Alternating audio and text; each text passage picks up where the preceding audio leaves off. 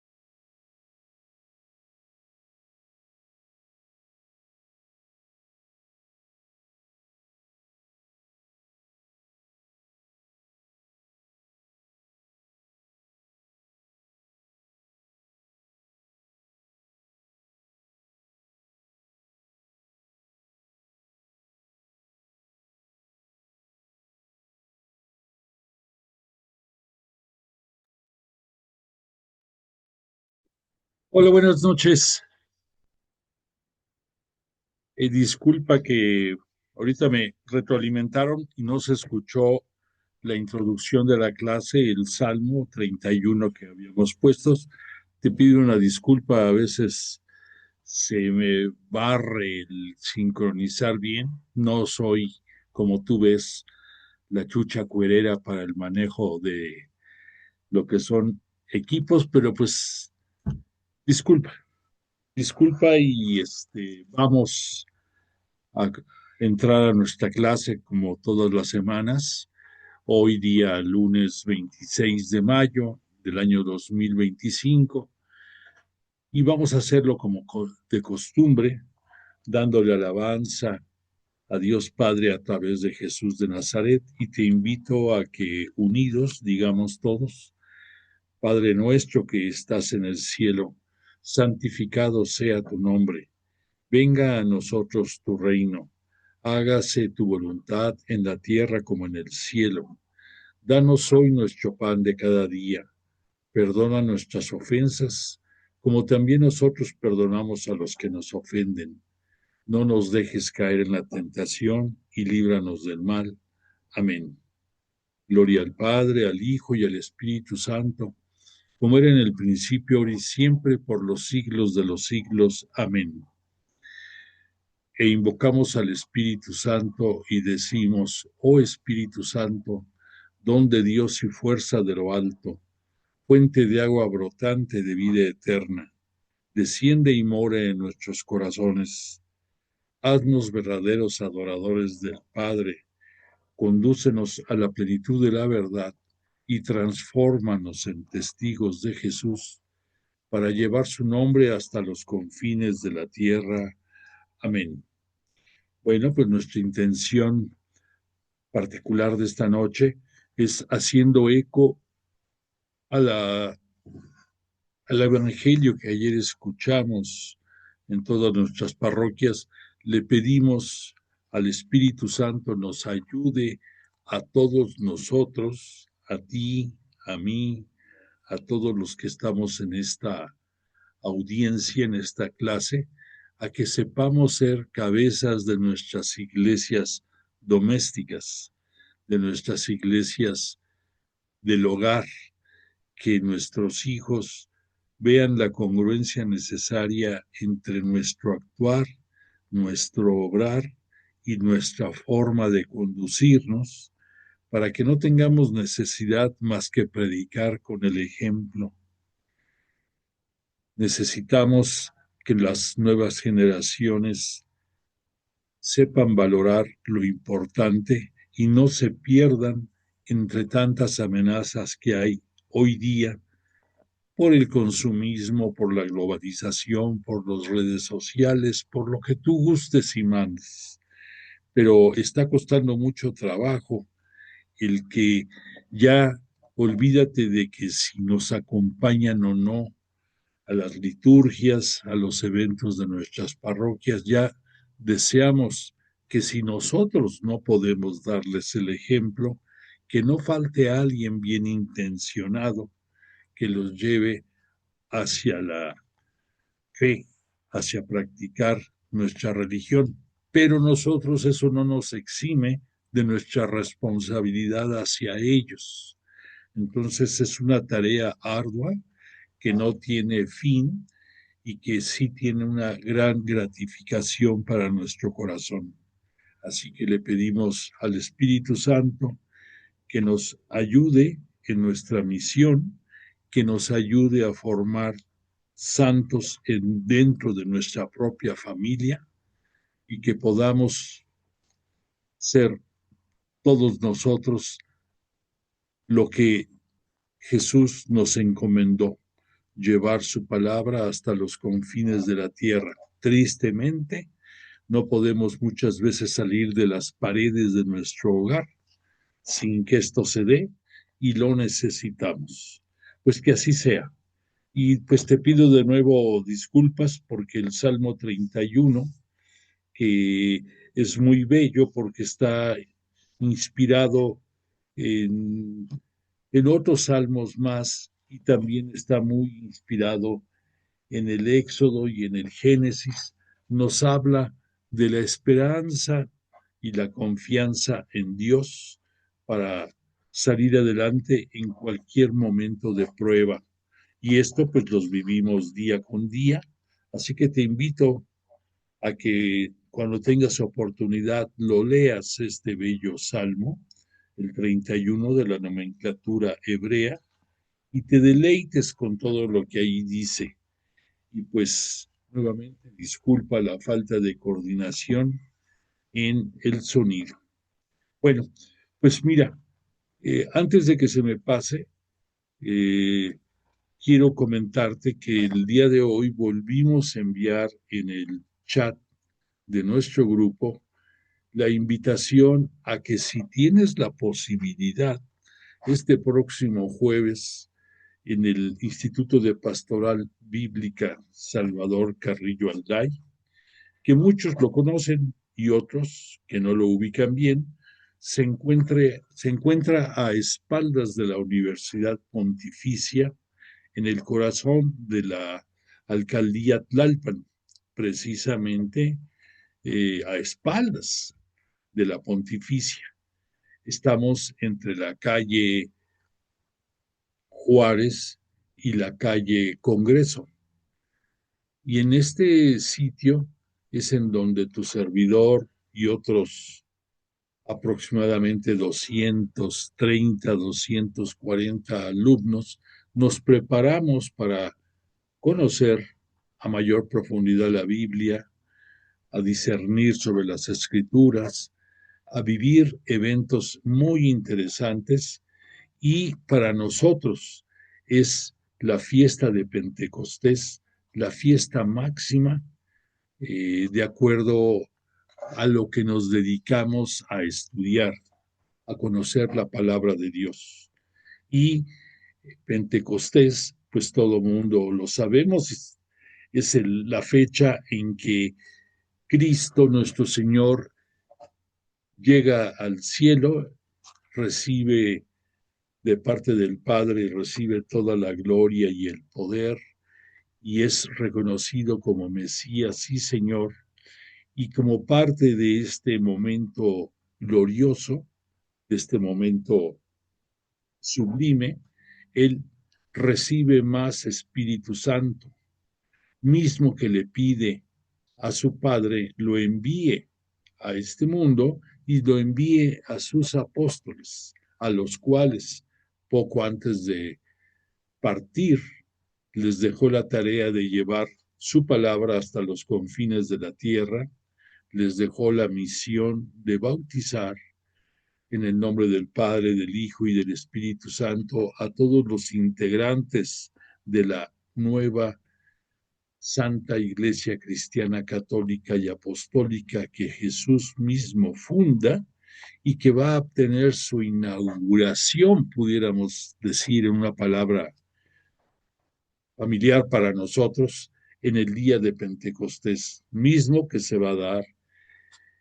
en la próxima semana. Pero nosotros, estudiosos de la Biblia, en esta semana acabamos, para ser exactos, este sábado pasado, terminamos nuestros estudios en los diferentes cursos que vamos tomando, todos los que damos clases a través de las escuelas bíblicas del Espíritu Santo, entre ellos tu servidor. Y entonces este próximo jueves tenemos un gran evento, no el máximo evento, porque el máximo evento va a ser la próxima semana en la universidad, eh, aquí en la, ay, en la WIC, que va a ser la celebración de Pentecostés. De eso te hablaré la próxima semana. Pero esta semana, junto con la conclusión de nuestros cursos, tenemos una celebración eucarística y esta celebración eucarística vamos a tener la gracia de que celebre el padre Mario Ángel Flores, que además de ser nuestro asesor desde la fundación de nuestra escuela hace 36 años, es además un alto, este, un alto funcionario, pudiéramos decir, dentro de la arquidiócesis y dentro de la conferencia del episcopado mexicano. Tiene además otros reconocimientos como asesor de la Santa Sede en varios temas y tiene un prestigio muy grande. Él, entre otras gracias, pudiéramos decir, él fue por 2 períodos rector de la Universidad Pontificia y él va a celebrar la misa a las 10 de la mañana de este día jueves. Posteriormente a esta celebración se entregarán los diplomas de todos los alumnos que por haber cursado los créditos necesarios obtienen el rango de misioneros de la palabra. Ya te lo he comentado, para que se pueda tener este título, necesitamos cursar cuando menos 16 cursos, de los cuales 12 son de carácter obligatorio, básicos, y otros más a tu elección.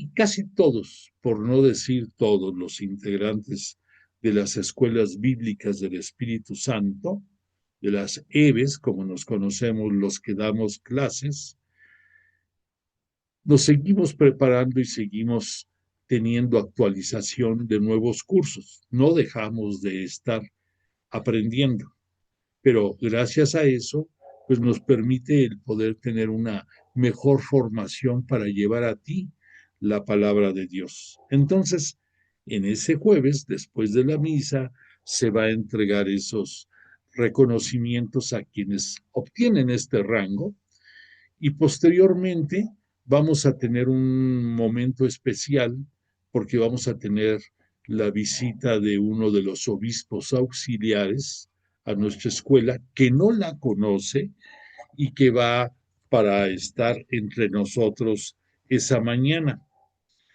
Entonces va a ser un día, pudiéramos decir, redondo en cuanto a actividad y en cuanto a la presencia de nuestro asesor y del obispo que nos va a conocer. Entonces, después de esto, va a haber un convivio en el cual te invitamos a compartir, si es que nos haces la deferencia de asistir. Vamos a llevar todo mundo algo para compartir a tu gusto, a lo que sea, salado, dulce, picoso, lo que tú quieras. El obispo que nos va a acompañar es Monseñor Carlos Enrique Samaniego López. Te mandé la información esta mañana.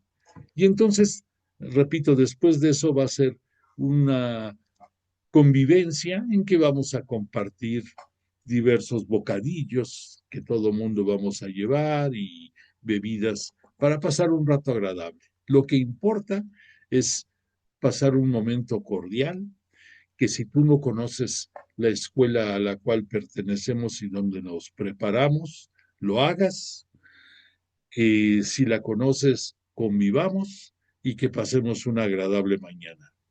Entonces, si te es posible, nos dará mucho gusto recibirte este jueves entre nosotros y anticipadamente agradezco tu compañía. Bueno, pues dicho lo anterior, vamos ya a seguir con nuestra clase del libro de Apocalipsis, este libro de que es el cántico de la esperanza cristiana y triunfo de la iglesia perseguida. Ha sido un poco lento nuestro avance porque estamos el día de hoy celebrando nuestra clase número 12 del curso y sin embargo apenas vamos en el capítulo 8 del Apocalipsis, pero pues creo que lo hemos digerido bien, lo hemos disfrutado y hemos entendido mucho de la riqueza que tiene este libro final de la Sagrada Escritura, el culmen de todo lo que fue escrito en el Antiguo Testamento y en el Nuevo Testamento, este libro que es con el que se cierra la Sagrada Escritura, tiene una riqueza impresionante y creo que poco a poco tú también la has ido compartiendo.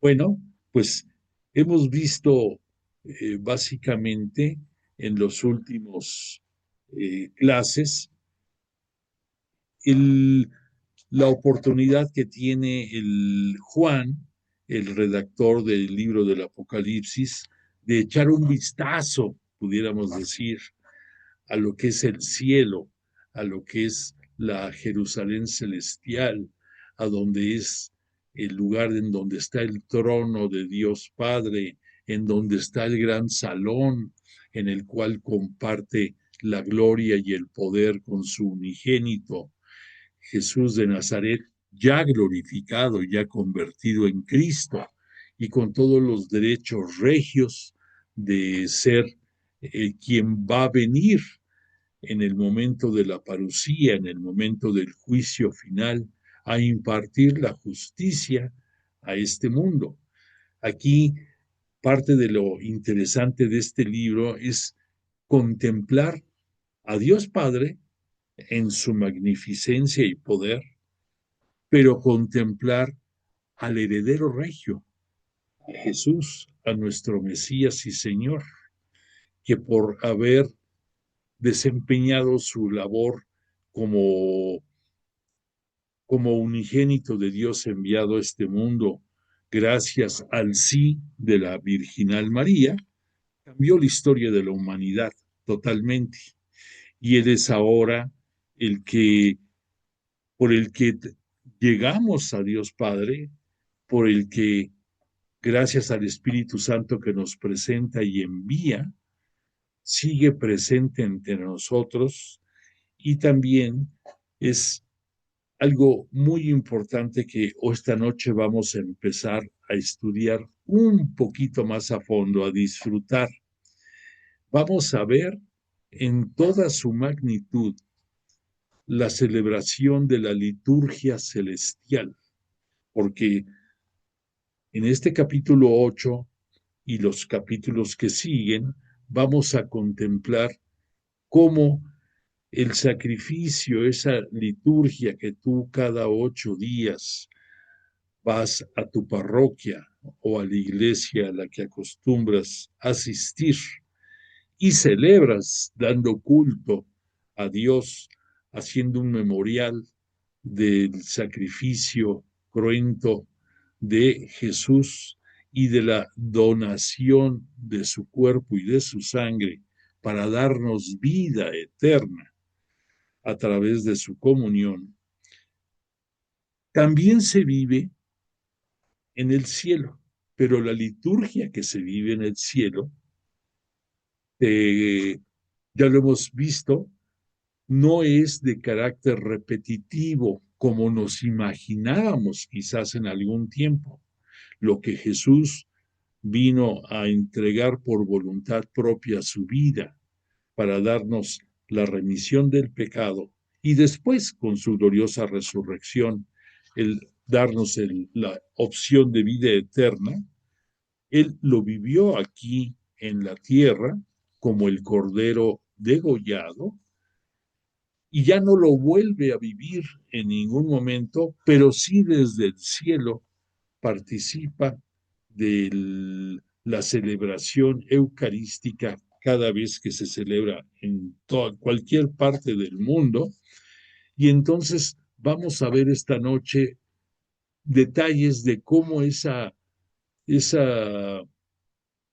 culto celestial se da en toda su magnificencia. Y para que podamos entender mejor esto, te quiero recordar que en pocas palabras estuvimos viendo en clases pasadas las características de las 7 iglesias elegidas por Juan para, para hablarnos de sus características de elogio, reproches, advertencias y recompensas. Eso ya lo vimos, ya no tiene caso que volvamos a hablar de esto.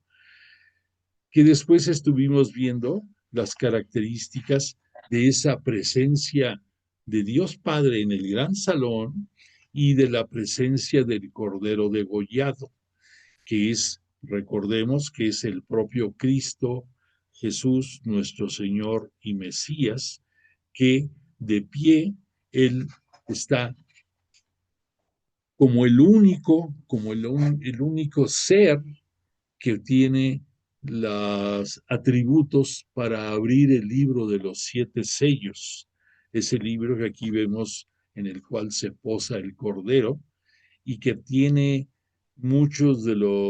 está escrito por Dios Padre y que solamente por la pureza, por la grandeza de Jesús como Cordero inmolado, Él es el único capaz que por sus méritos tiene la opción de abrirlo.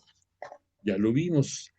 Y después de eso estuvimos viendo en la clase pasada, estuvimos viendo la narrativa de los diferentes caballos que fueron surgiendo de ese libro que nos hablan, que nos hablan de un futuro pasado. Curioso la expresión, ¿verdad?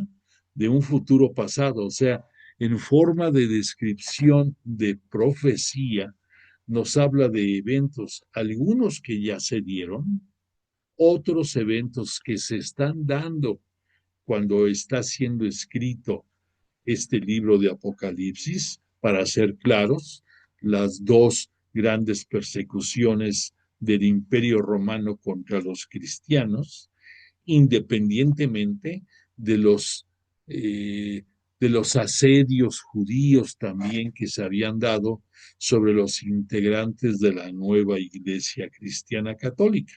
Baste como ejemplo el que recordemos cómo fue que Pablo, el apóstol de los gentiles, se convirtió y cómo fue que aceptó la misión que Jesús le ofreció en el trayecto en que él iba a perseguir judíos que se estaban dando de alta, pudiéramos decir, dentro de la Iglesia Cristiana Católica.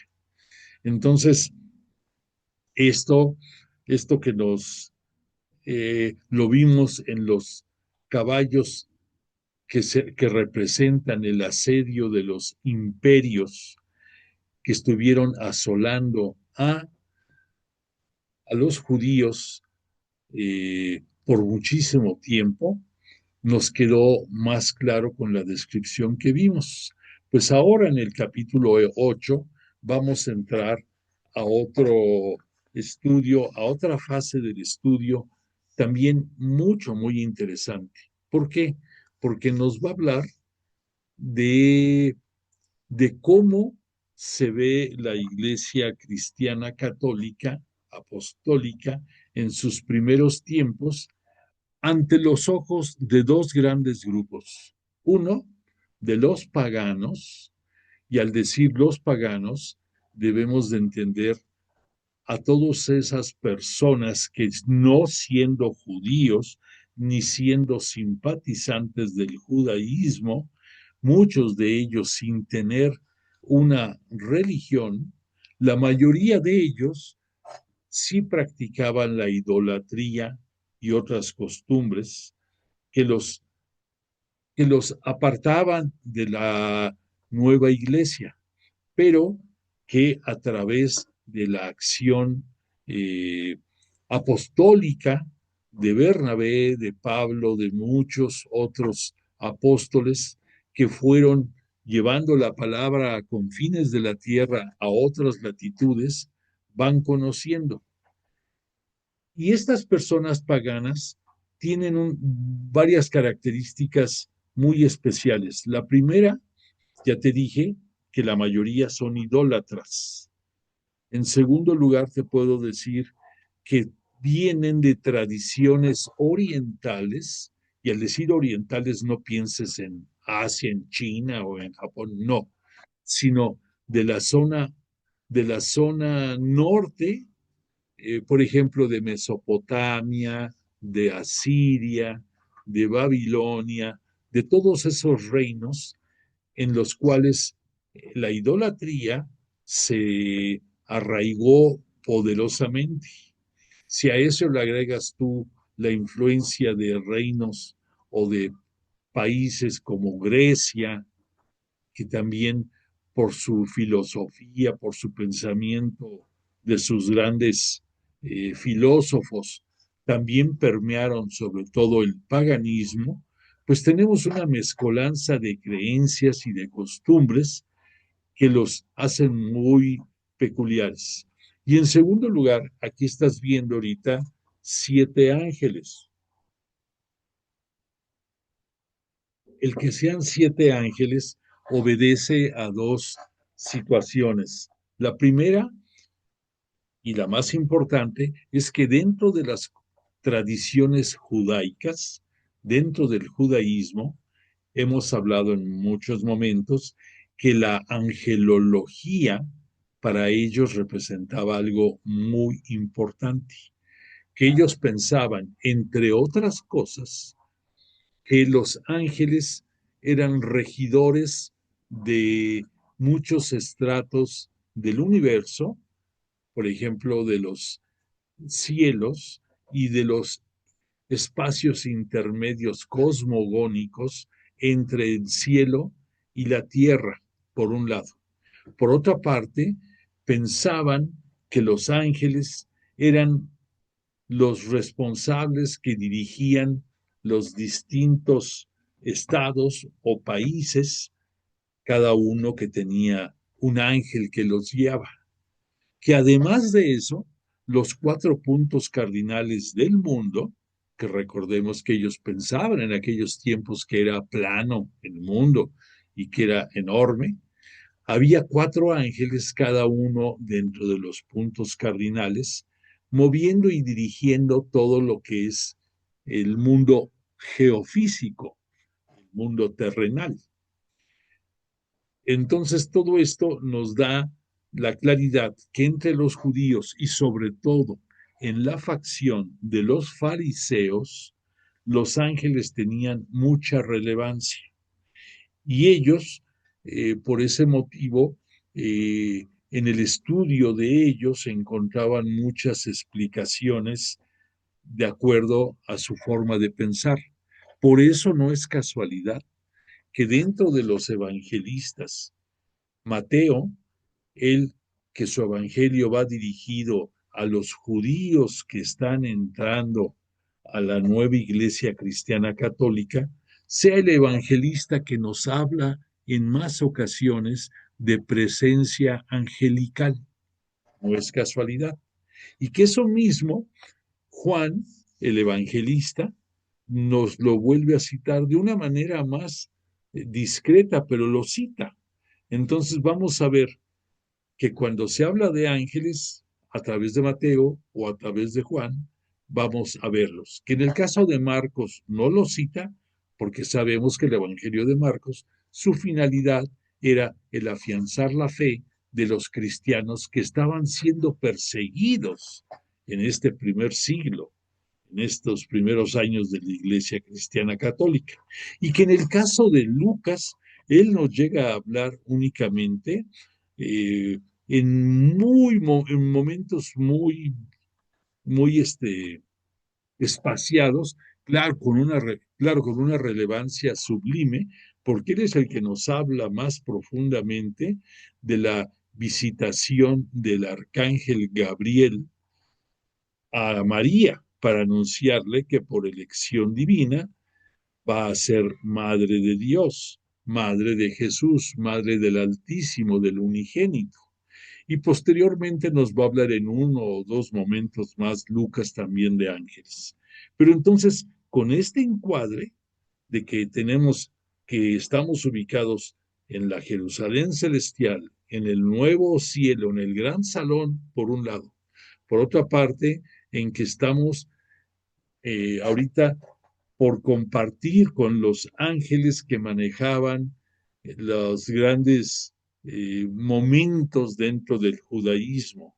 Y por otra parte, por lo que significan los paganos que van a ir ingresando poco a poco a la nueva iglesia, este capítulo 8 nos va a llevar a entender mejor estos momentos. Y entonces, para esto vamos a estar hablando en el capítulo, a partir del capítulo 8 de la Biblia, de la, del Apocalipsis, y también nos vamos a guiar, para los que tengan a la mano, a partir de la página 71 del libro del Apocalipsis del padre Carrillo Alday. Entre ambos nos vamos a ir ubicando mejor. Entonces, vemos que en el capítulo 8, después de que se habló del séptimo sello del libro, vamos a ver que nos cita el autor sagrado lo siguiente. Cuando el Cordero abrió el séptimo sello, se hizo silencio en el cielo, como una media hora. Esto no significa que Juan llevara un reloj, porque no lo sabía, como los conocemos ahora, pero es un simbolismo que nos habla de un tiempo breve que se da. Pero este tiempo breve, no creas que es por, por otra razón, sino porque es un momento de reflexión, un momento de silencio, un momento de meditación, porque viene nuestro Rey y también está ahí Dios Padre. Entonces, es obligado que haya un momento de silencio para centrarnos en la presencia divina. Y dice así, vi entonces a los 7 ángeles que están de pie delante de Dios y les fueron entregados 7 trompetas. Llegó otro ángel y se puso junto al altar con un badil de oro. Te explico. Al decir que se puso junto al altar, nos está llevando el Juan en su descripción a que tú pienses en lo que conocemos del templo de Jerusalén, pero que lo ubiquemos en la Jerusalén celestial, en este nuevo cielo. Entonces, si tú recordarás, en el templo de Jerusalén va a haber un gran patio, perdón, un atrio. Después va a haber algunos salones y entre esos salones va a haber uno en el que está el altar de los holocaustos y también está el altar del incienso. Y posterior a eso estará el sitio más sagrado en donde se encuentra el arca de la alianza, en donde se le conoce como el Santo de los Santos, aquel lugar en el que solo el sumo sacerdote entraba una vez al año el día de la expiación. Bueno, entonces aquí nos está ubicando Juan. El ángel octavo, pudiéramos decir, se pone junto al altar. ¿A qué altar? Al altar de los sacrificios, con un badil de oro. El término de badil significa como una cuchara por la que tú puedes remover los carbones encendidos, más o menos, eso sería un badil, pero aquí nos pones un badil de oro, entonces es algo sagrado y algo grandioso. Y ahí le dieron a este ángel muchos perfumes para que con las oraciones de todos los santos los ofreciera sobre el altar de oro colocado delante del trono. Ya estamos imaginándonos más. Es un altar de sacrificios, de holocaustos, pero es un altar de oro. Es ese mismo altar que en la parte inferior ya vimos que ahí van a estar las almas de los que han muerto por nuestra fe, por creer en Cristo. Y entonces este altar está ubicado delante del trono. ¿Y por qué delante del trono? Pues porque para los judíos era el santo de los santos.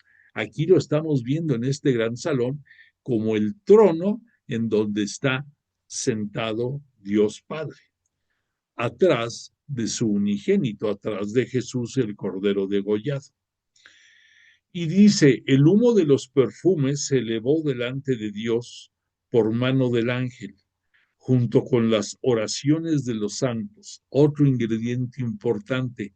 ¿Qué pasa cuando tú vas a una liturgia muy solemne, en un momento grande, como pudiéramos decir, acuérdate el día de la resurrección? Se inciensa el altar y en otros momentos importantes también que tú ves, siempre se inciensa. Esos son los perfumes que aquí se cita. Y esos perfumes van acompañados de las oraciones de los santos. ¿Y cuáles santos? Pues de esas almas de los que entregaron su vida por la fe. Y dice, el ángel, el octavo ángel, tomó el badil y lo llenó con brasas del altar y los arrojó sobre la tierra. Entonces se produjeron truenos, estruendos, relámpagos y temblor de tierra. Recordemos que en todos los momentos grandes de nuestra fe, el cosmos se manifiesta, como lo vemos cuando nos hacen la cita de la muerte de Jesús en cruz, que hubo un gran terremoto y se oscureció la tierra. Aquí también nos hablan de una presencia cosmogónica fuerte para ubicarnos en el momento que vamos a vivir. Entonces continúa Juan diciendo, los 7 ángeles de las 7 trompetas se dispusieron a tocar. Tocó el primero. Recordemos que el tocar aquí, además de que están tocando físicamente, también recordemos que la voz de estos ángeles la vamos a escuchar con la fuerza de una trompeta, para que nos ubiquemos en el momento. Entonces hubo pedrisco y fuego mezclado con sangre, que fueron arrojados sobre la tierra. Quedaron abrasados la tercera parte de la tierra, la tercera parte de los árboles y toda la hierba verde. Tocó el segundo ángel. Entonces fue arrojado al mar algo parecido, una enorme montaña ardiendo, y la tercera parte del mar se convirtió en sangre. Pereció la tercera parte de las criaturas vivientes del mar, y la tercera parte de las naves quedó destruida. Tocó el tercer ángel. Entonces cayó del cielo una estrella grande que ardía como una antorcha y se precipitó sobre la tercera parte de los ríos y sobre los manantiales. La estrella se llamaba Ajenjo. La tercera parte de las aguas se convirtieron en ajenjo y mucha gente murió a causa de las aguas, que se habían vuelto amargas. Me detengo aquí para que nos ubiquemos qué está pasando. Aquí nos está citando 3 distintos ángeles, que cada uno con su trompeta nos anuncia un momento dramático. Ahora, para entender qué está sucediendo, te voy a comentar, vamos a poner una relación aquí, un diagrama, en el cual del lado izquierdo vamos a ver en el orden que aparecieron las distintas 10 plagas que en su momento Yahvé Dios mandó sobre Egipto. para presionar al faraón en que le diera libertad a todo su pueblo elegido y les permitiera salir. Por eso tú ves aquí en el primer punto, aparece un 7. Es porque ese evento de granizo se dio en el punto número 7. Después vamos a ver sangre y después en el siguiente apartado vamos a ver sangre como número 1. Fue de la primera plaga. Luego vamos a ver un número 9, oscuridad. O sea, nos están relacionando en qué orden se fueron dando las plagas y para tu referencia está puesto el capítulo y los versículos del Éxodo en que se citan. En el apartado que sigue vamos a ver dentro de los capítulos 8 y 9 del Apocalipsis qué es lo que nos está citando el autor sagrado, el escritor sagrado, y qué orden tiene en aparición. Por lo tanto, aquí vamos a ver ahorita, vimos 3 distintos ángeles y nos hablan de un fuego que cae en la tierra, de un granizo y de sangre, por un lado. Después vamos a ver que cita en el punto 2 que una tercera parte del mar se convierte en sangre y una tercera parte de las criaturas muere. Y después en el punto tercero vamos a ver que una tercera parte de las aguas se amargan. Y al final, bueno, y más adelante, todavía no lo leo, pero vamos a ver que una tercera parte del sol, la luna y las estrellas se manifiestan. Bueno, para que sepas, después vamos a ver otra columna en el que en otro capítulo del Apocalipsis vamos a ver otras manifestaciones de plagas semejantes a las también que se dieron en Egipto. Pero eso lo vamos a ver hasta el Apocalipsis capítulo 16. La tenemos aquí citada para armar la comparación, pero ahorita nos vamos a centrar en lo que en este punto central nos habla. Bueno, después vamos a reflexionar lo que sucede de la narración del ángel 1, 2 y 3. Nos va a hablar de dos puntos importantes. El primero, que como todo el Apocalipsis, sabemos que es la narrativa de la opresión y persecución de distintos reinos sobre el pueblo elegido de Israel que se fueron manifestando en etapas distintas. Entonces, ya vimos que los asirios lo sometieron, que también los persas hicieron lo mismo, que los griegos igual, que los romanos también. Y antes de eso hubo otros opresores, como los babilonios. No, no lo citan aquí en este momento porque estamos hablando de los perseguidores representados en el último reino. O sea, Roma fue consecuencia de estas invasiones de asirios, persas, griegos, pero antes de ellos no tuvo relación alguna con Roma, pero hubo, como te decía, Babilonia y otros más, como por ejemplo vamos a ver, ya vimos con los caballos, los partos, ese pueblo también rebelde, que aunque se estaban rebelando contra Roma, pues también perjudicaba a los judíos. Pues todo esto nos habla de que sabemos que Dios siempre actúa a través de fuerzas de la naturaleza por Él creadas. El mundo en su conjunto completo es obra de la trilogía de Dios Padre, Dios Hijo y Dios Espíritu Santo. Lo sabemos, lo hemos estudiado en el Génesis. Los tres participaron en la creación del mundo. Y Dios Padre, además de todo lo que creó en el universo, en el vasto universo, en el cosmos, en lo que se refiere a la Tierra, pues todos sus integrantes fueron hechos en la semana de la creación, que así lo tenemos expuesto en una manera, pudiéramos decir, entendible.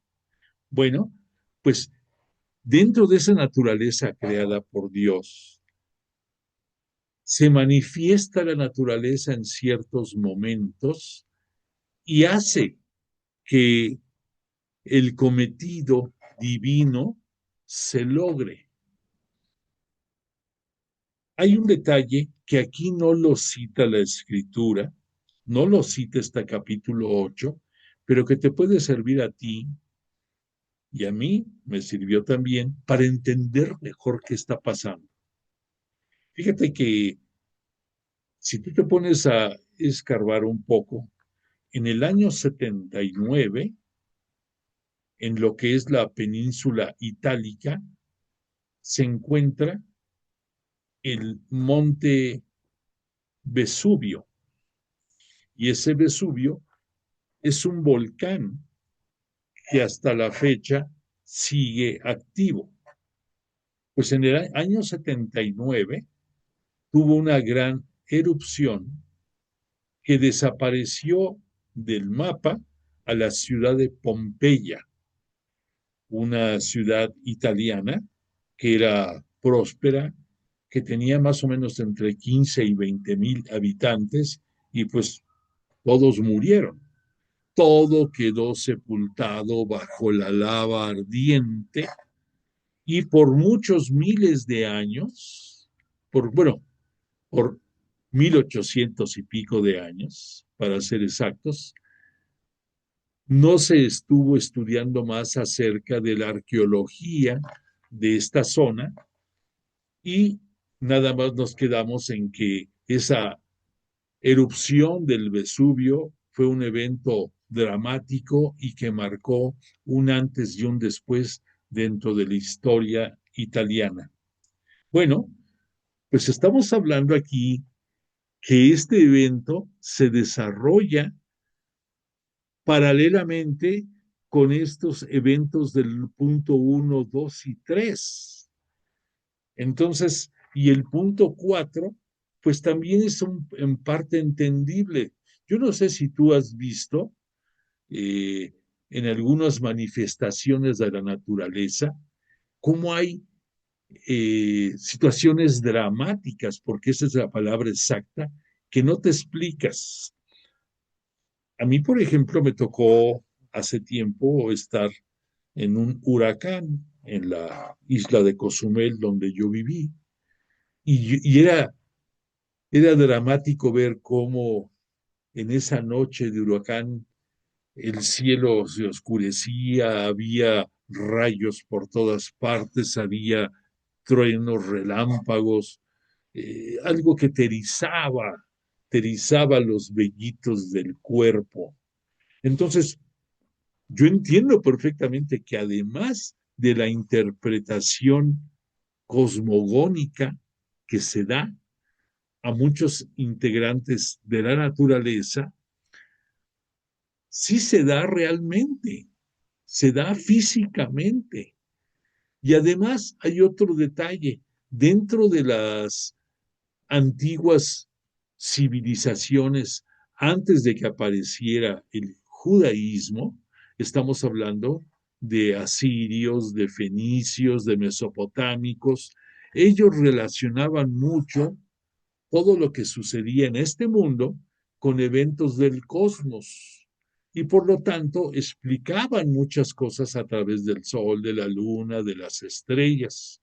Y el hecho de que aquí se manifieste en esta narrativa del capítulo 8 la oscuridad de parte del sol, la luna y las estrellas, independientemente de que físicamente se aprecia, también tiene su razón, pudiéramos decir, teológica, teológica para nosotros, pero para las civilizaciones anteriores tenía una explicación eh, que se daba, que el cosmos se manifestaba en muchos eventos.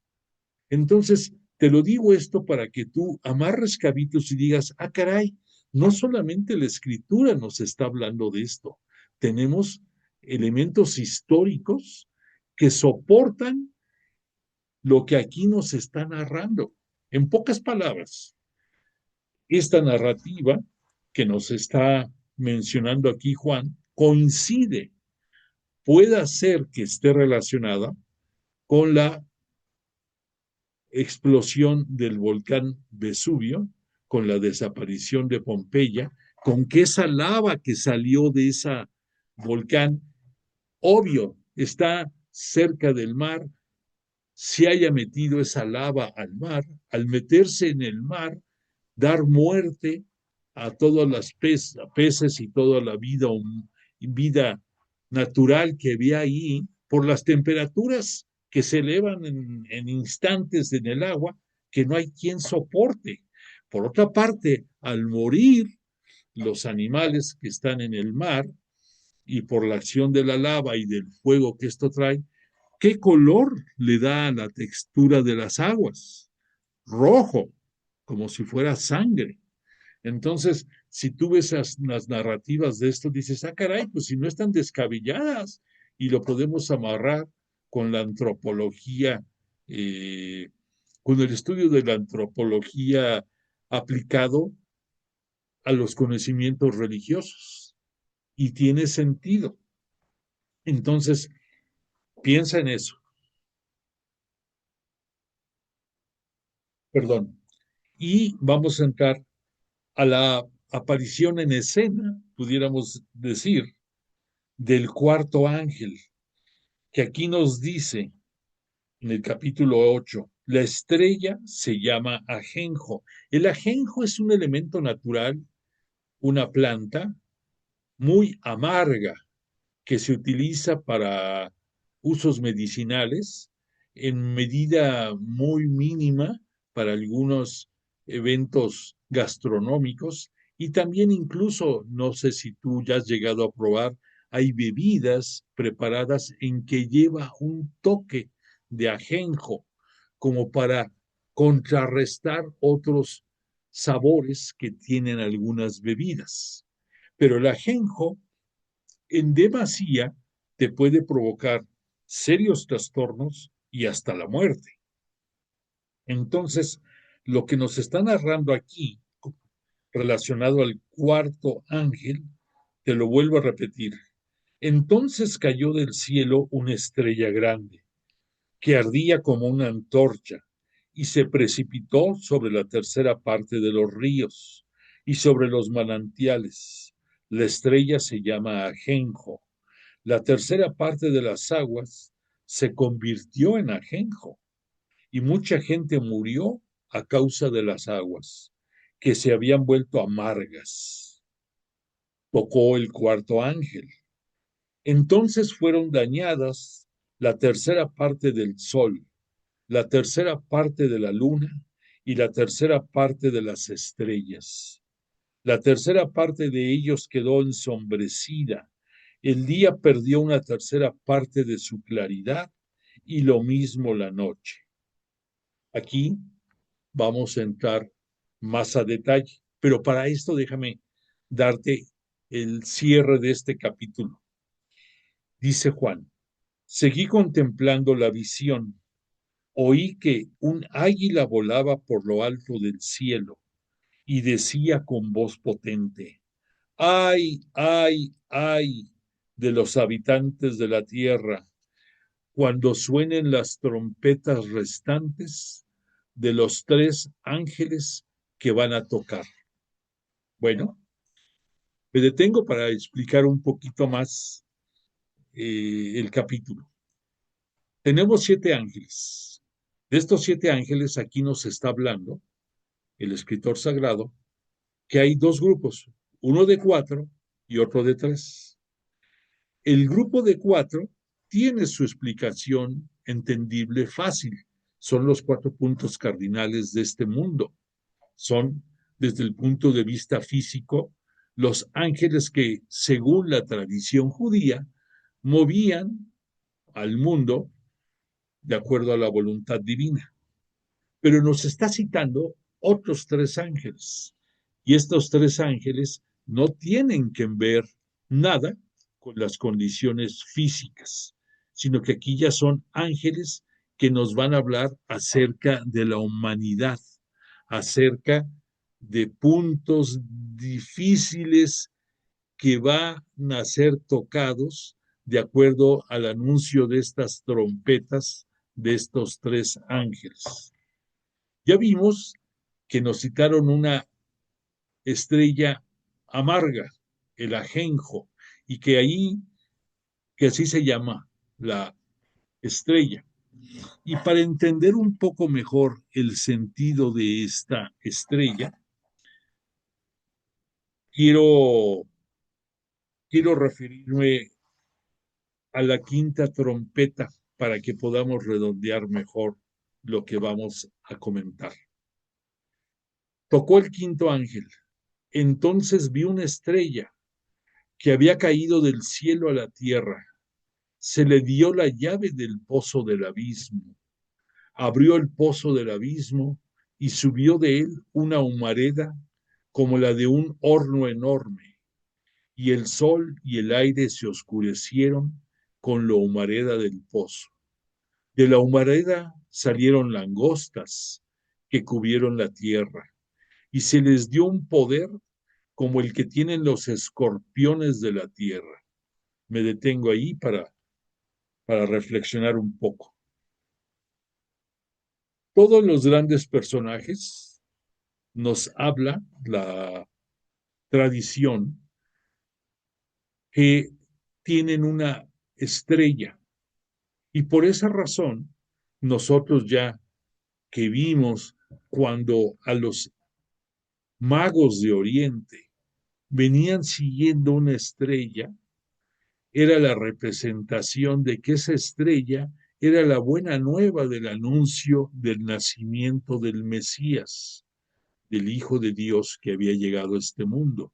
Y los magos de Oriente, conocedores de muchas tradiciones, de muchos aspectos religiosos de las antiguas culturas, sabían lo que eso significaba, un cambio en la historia de la humanidad, que, que, la, que el momento del envío del Mesías en la plenitud se estaba dando y que estaba representado en esa estrella que ellos venían siguiendo.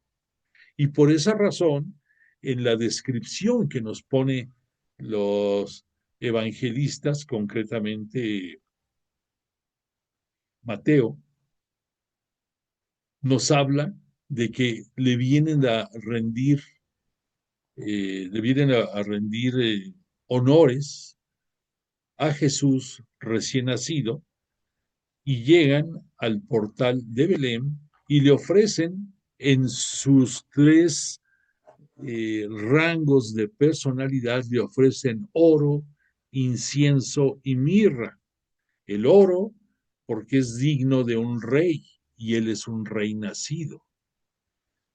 Le ofrecen incienso porque, como vimos aquí en la descripción en la Jerusalén celestial, el incienso es una manera de dar culto también aromáticamente a Dios Todopoderoso y a su Hijo, al Mesías, a nuestro Cristo y Señor.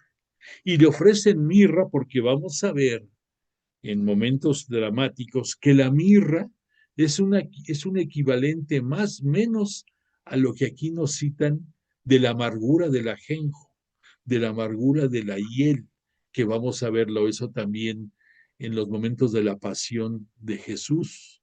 O sea, que la mirra es un elemento que, combinado con otros líquidos, se le ofreció a Jesús en el momento en que fue crucificado como parte del rito para soportar esos momentos dramáticos. En pocas palabras, la mirra revuelto con agua tenía un nombre dentro de los judíos que se le decía posca, posca, P-O-S-C-A, posca. Y esa bebida embebía, atontaba, adormilaba al que la ingería. Entonces se la ofrecieron a Jesús poco antes de ser subido a la cruz, como lo hacían con todos los condenados, para que en su trance que iban a vivir se perdieran un poco y fuera, yo no te puedo decir qué grato, pero que no tuvieran conciencia tan clara de lo que estaba pasando. Por eso los magos de Oriente le ofrecieron mirra a Jesús en el portal de Belén. Y por esa razón, eh, aquí, aunque no es la misma sustancia, pero nos hablan del ajenjo. Pero aquí tiene otra explicación más poderosa lo que es el ajenjo. Nos hablan que una estrella cayó hacia la tierra y que esa estrella, al caer, llegó a un pozo del abismo. Quiero recordarte que antes de la creación de todo el universo como lo conocemos, nos habla el Génesis de la creación de los ángeles, de esos seres espirituales que están para servicio de Dios. Y nos habla que dentro de estos ángeles hubo uno y detrás de él hubo otros que le siguieron, que se rebelaron contra Dios. Y ya con el estudio del Apocalipsis estamos entendiendo que la rebelación contra Dios fue una de las consecuencias de que Luzbel, este ángel, que así se le llamó como ángel, Luzbel, porque era muy bello, Luzbel, y que por su acción de revelación se convierte en Satanás. Luego te voy a dar el nombre con el cual lo vamos a conocer correctamente, un poco más tardecito. Pero entonces, la rebelión de este Luzbel se presume, se cree, podemos medio entender, porque al estar el unigénito de Dios, hablemos de Jesús, hablemos de nuestro Cristo y Señor, que está a imagen y semejanza de Dios, pero que tiene las dos divinidades, la celeste y la humana, la terrestre, como que fue algo que en Luzbel le movió dramáticamente el piso. ¿Por qué? Porque los ángeles están para el servicio de Dios. Pero, dicen, pero ¿por qué voy a servirle a alguien humano? ¿Por qué voy a servirle a alguien terrenal? Porque Jesús tiene las dos potestades, la divinidad celeste y la divinidad terrestre, la humana. Y entonces ahí se cree que pudo haber sido una de las razones de esa rebelión y que junto con él muchos espíritus más se rebelaron. ¿Y qué nos dice la escritura? Que fueron lanzados a la tierra. Y ahí se dieron dos eventos. Uno, que al ser lanzados a la tierra, estos ángeles contaminados, pues claro que vinieron a distorsionar, vinieron a contaminar el ambiente tanto físico como el ambiente espiritual de todos los que están en la tierra, los que estaban y los que seguimos estando. Y Luzbel, ya como demonio, ya como tentador, nos sigue asediando a todos. Por lo tanto, esta manera de decir cayó y contaminó las aguas es una manera de decir tú a través de qué elementos conoces la prefiguración del Espíritu Santo. Lo conocemos por la nube, lo conocemos por el viento, el ruach, lo conocemos por el agua. Entonces, esa agua con tintes de santidad y de creatividad, de pureza, al caer esta estrella de este ángel caído, se contamina. Y entonces si nosotros humanos bebemos de esas aguas, pues estamos bebiendo cosas que no nos conviene y que nos está desviando del buen camino y que nos está seduciendo de 20,000 maneras para caer en el pecado y de vivir sus consecuencias. Bueno, pues aquí nos está diciendo que esa estrella, porque en su momento lo fue, la estrella de Luzbel, cae al cielo por su rebelión y cae junto con los ángeles caídos y ya caen dentro del abismo en el cual se encuentran ahí todos los espíritus malignos. Y que este pozo del abismo, de ahí sale una humareda como la de un horno enorme, y el sol y el aire se oscurecieron por la humareda del pozo. Claro, si tú ves columnas de humo gigantescas en un gran incendio, tú como ves el sol, caray, pues se ve bien gacho, se ve bien feo, ¿no? Pues es por el efecto de la humareda eh, y el sol. Pues igual aquí nos está dando la explicación de qué pasó en esa sol, en esas estrellas, cómo se veía con todo ese evento de contaminación por la caída del demonio. Ahora, cae aquí el demonio a este mundo y además nos habla la escritura de que los ángeles caídos se enamoraron, fueron seducidos por la belleza de las mujeres. Y nos habla en algunos momentos la Biblia de los hijos de Dios y las hijas de los hombres, lo cual nos está dando a entender que esas uniones que no debieron darse se dieron, y parte de la explicación de esto la hallamos en esos episodios de los grandes gigantes que hubo en la tierra, de esa que se supone fue consecuencia de esa unión entre estos ángeles y las mujeres de la tierra, que no debió de haberse dado. Y entonces aquí nos hablan que en ese pozo, en ese abismo, van a estar ahí esos ángeles caídos y que la llave de ese abismo la tuvo y la tiene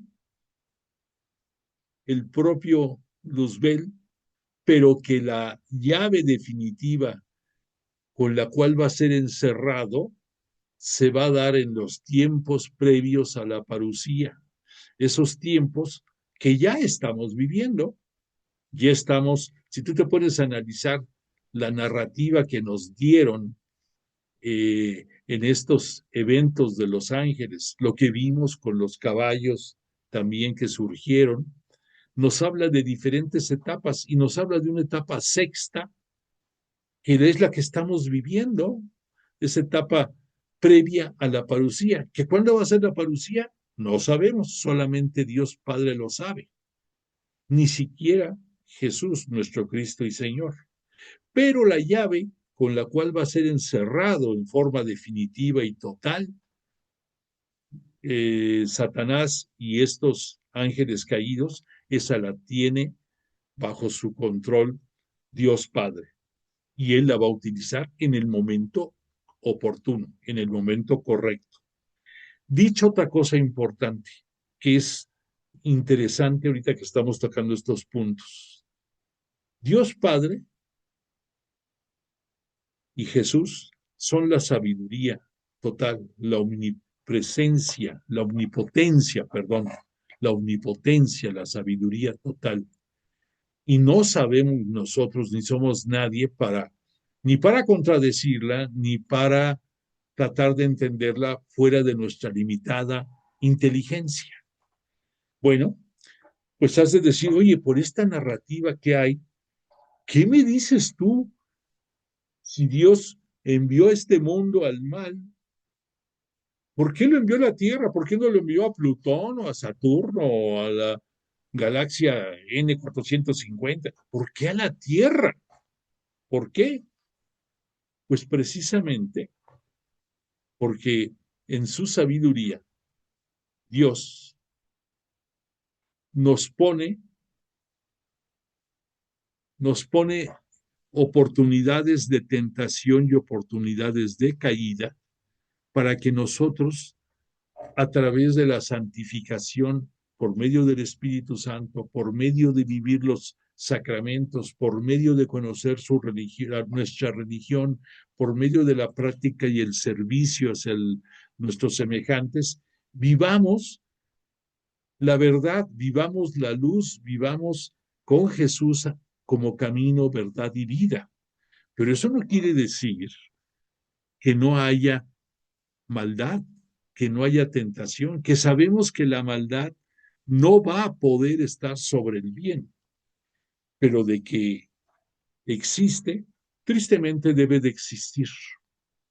Sí. Te voy a dar un comentario que en un momento dado me sorprendió, pero que tenía un cierto sentido de lógica. Alguien decía, oye, en el libro del Génesis hay un error. Y decían, ¿cuál?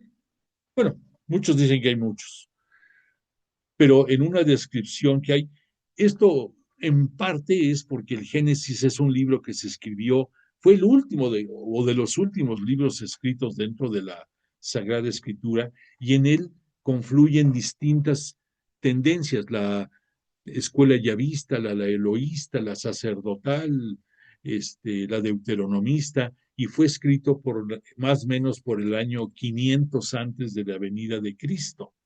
Entonces, claro que tiene que haber eventos y explicaciones que no concuerda todo por lo que te acabo de decir. Pero alguien decía, ahí habla que en el principio Dios creó la luz. Y alguien decía, muy, híjole, muy duro, decía, no puedes crear la luz si no hay oscuridad, porque si hay oscuridad, pues no hay luz. Y para que distingas la luz, tiene que haber oscuridad. En cierta manera, alguien diría, oye, pues no está tan orate el que dijo eso. Pero si tú te pones a ver teológicamente qué es lo que estamos aquí advirtiendo, Dios es luz, Dios es sabiduría. Y la oscuridad no significa que no exista luz, sino es la ausencia de luz. El hecho de que no haya luz es lo que hace que tú distingas la oscuridad. Si tú entras a un cuarto y no prendes tu apagador y no enciendes el foco, pues no vas a ver nada, vas a ver oscuridad. Pero cuando tú enciendes la luz, desaparece la oscuridad. Pues aquí, esta narrativa del lanzamiento de esa estrella hacia la Tierra, lo podemos entender mejor si reflexionamos en esa oscuridad y en esa luz. Dios y Cristo nuestro Señor, nuestro Rey de Reyes, son luz. Y nosotros vivimos en la luz. Pero eso no quiere decir que para poder vivir en la luz no existiera el mal.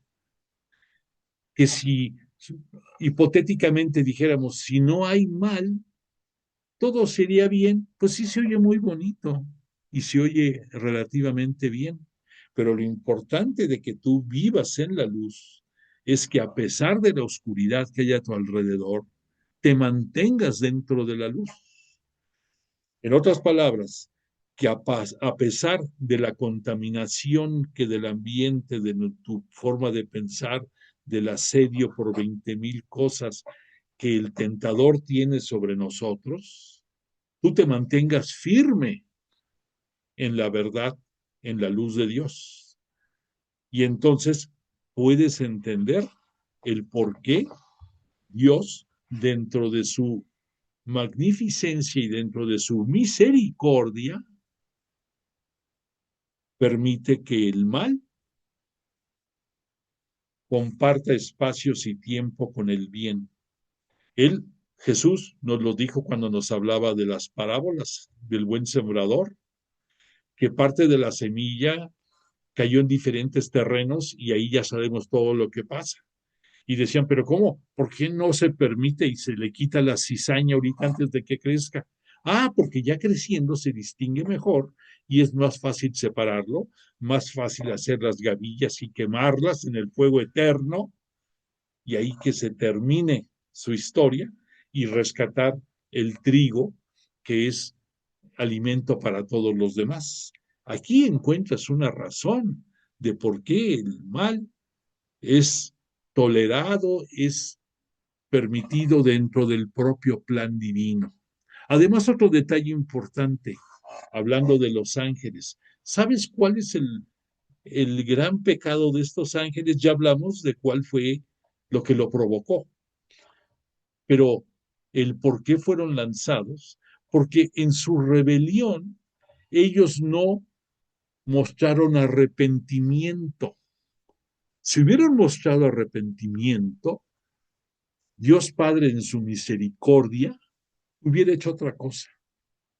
Como en muchos casos entre los humanos lo hemos visto, por muy atroz o muy feo que sean las cosas, todos somos pecadores y todos hemos tenido grandes pecados. Y estoy seguro que tú y yo también hemos tenido pecados muy fuertes y nos avergüenza y nos duele y, y en parte como consecuencia de esto nos arrepentimos y en la humildad del arrepentimiento nos llega el perdón y por la misericordia de Dios a través de Cristo Jesús.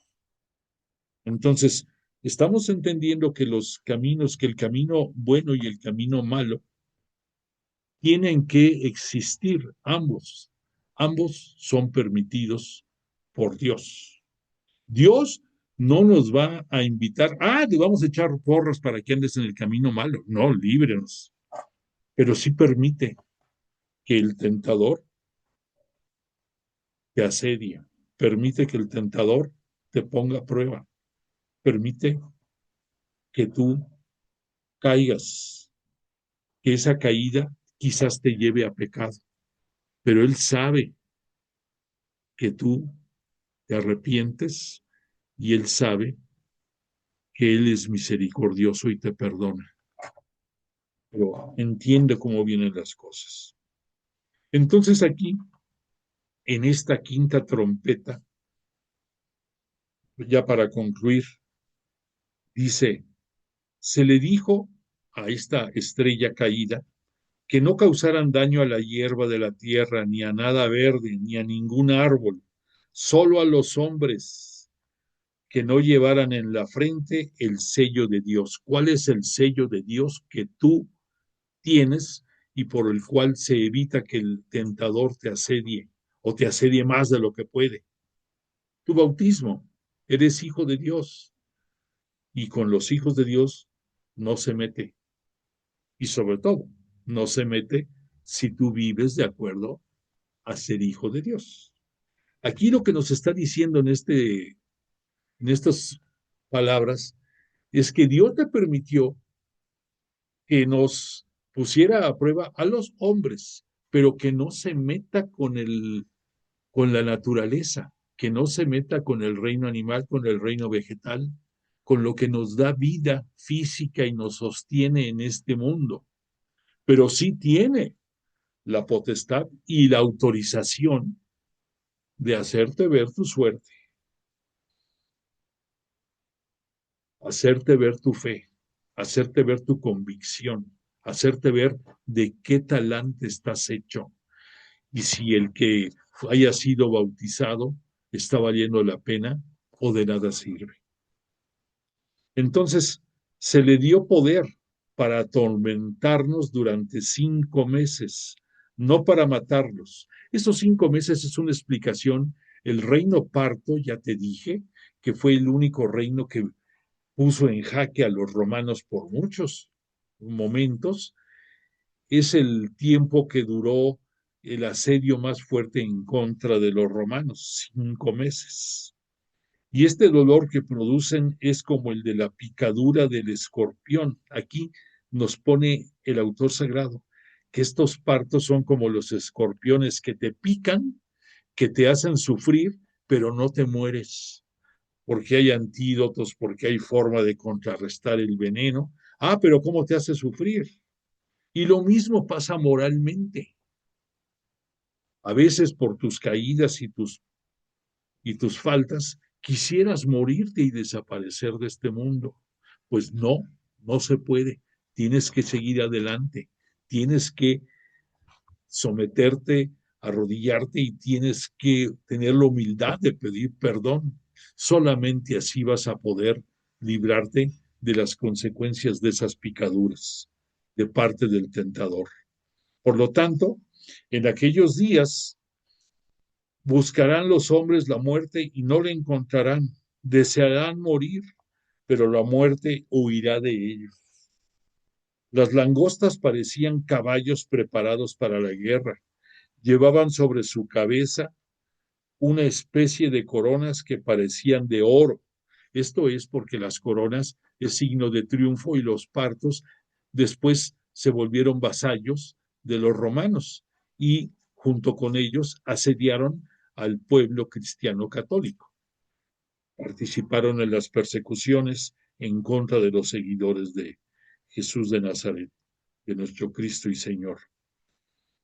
Sigue hablando, sus rostros tenían apariencia humana de estos escorpiones, su cabellera era como de mujer, no como de mujer femeninamente hablando, sino de cabello largo como lo usaban los, este, los terroristas, los enemigos del imperio, sí, como vemos a muchos rebeldes.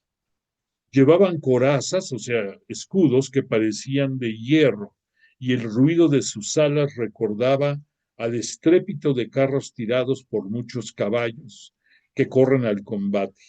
Tienen colas como las de los escorpiones, con aguijones, y con ellas pueden causar daño a los hombres durante 5 meses. O sea, te van a atolondrar, pero no vas a poder morirte.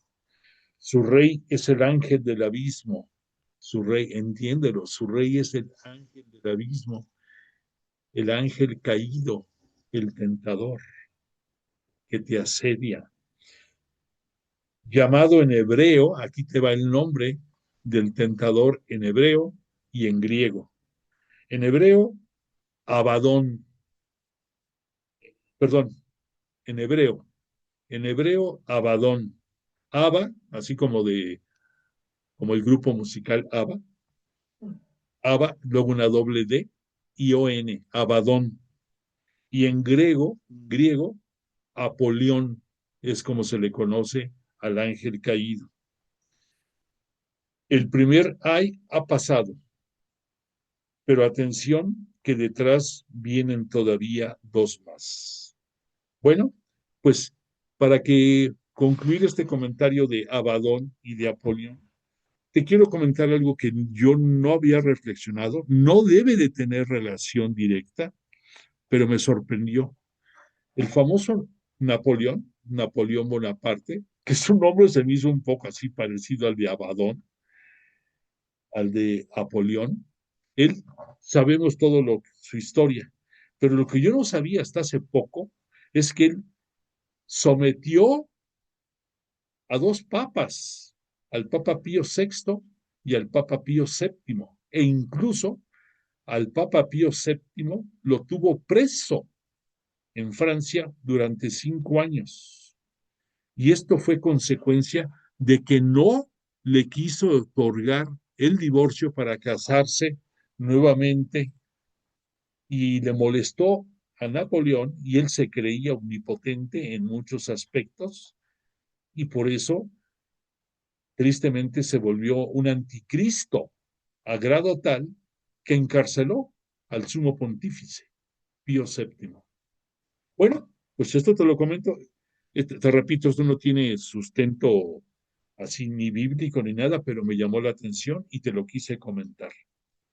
Bueno, pues tristemente no te puedo poner la canción de cierre, pero le agradecemos mucho a Jesús de Nazaret y a su Espíritu Santo el que nos hayan acompañado esta noche y yo a ti, tu presencia, y espero que nos estemos de, aprendiendo más y más de este libro del Apocalipsis, que cada momento se pone más interesante.